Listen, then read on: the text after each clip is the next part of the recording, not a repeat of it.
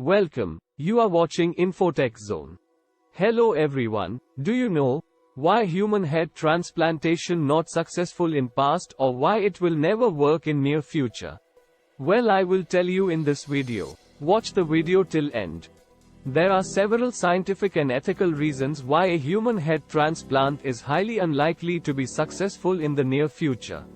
1. Complexity of the nervous system. The nervous system is incredibly complex and interconnected, and it is currently impossible to reconnect every nerve and blood vessel perfectly without causing severe damage. Even if the transplant was successful, it is unlikely that the new body and head would be able to communicate and function properly. 2. Rejection by the immune system. The immune system is designed to recognize and attack foreign tissue, which means that the transplanted head would likely be rejected by the body unless the immune system is suppressed. However, suppressing the immune system would leave the patient vulnerable to infections and other diseases.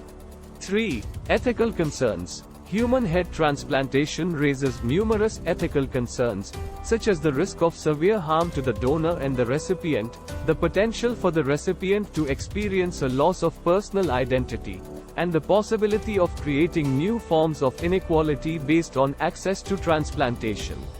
4. Lack of supporting evidence. There is currently no evidence to suggest that human head transplantation is even possible, let alone safe and effective.